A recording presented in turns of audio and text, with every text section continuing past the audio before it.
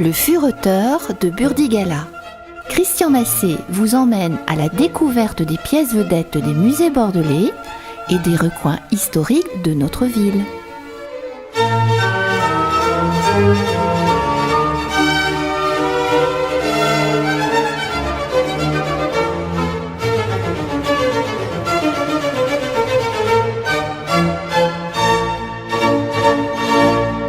Ces colonnes sur les quinconces. On parle souvent du magnifique monument des Girondins et de ces célèbres chevaux qui crachent l'eau des fontaines. Mais, à l'opposé, sur le quai Louis XVIII trônent deux colonnes que seuls les plus grands manèges de la foire au plaisir arrivent à dépasser. Il s'agit des colonnes rostrales. Quel nom barbare! Pourquoi rostrales?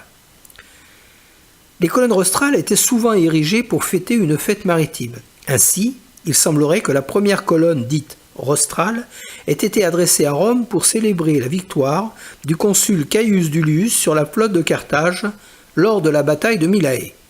On retrouvait alors, sur les colonnes érigées, le bec ou l'éperon du navire vaincu.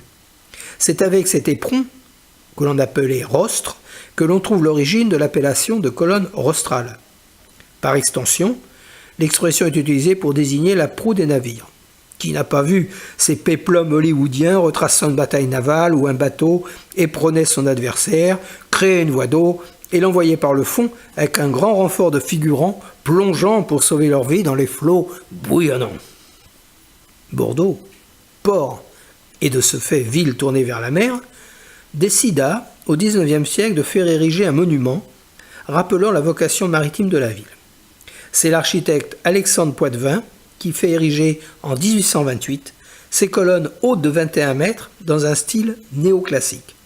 En observant de plus près les deux colonnes, on remarque qu'elles sont ornées de façon symétrique par plusieurs symboles. Au-dessus des rostres formés de deux faisceaux de 3 glaives, on voit une ancre rappelant la navigation. Un peu plus haut, le cadycée, attribut de Mercure Hermès. Et enfin, une étoile dont on sait qu'elle guidait le marin. Ces ornements seraient l'œuvre de Bonino, un décorateur ornementiste d'origine italienne. La colonne se termine par un petit espace abrité, édicule, avec des chemins de ronde protégés par une balustrade en fer forgé. L'ensemble étant couvert par une coupole.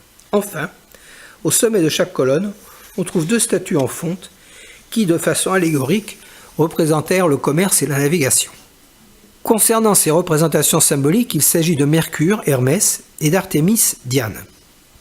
Ces statues sont en fait des copies. Les originaux réalisés par le sculpteur Maghesi étaient à l'époque en terre cuite. On sait que les originaux auraient été utilisés comme modèle pour les statues actuelles.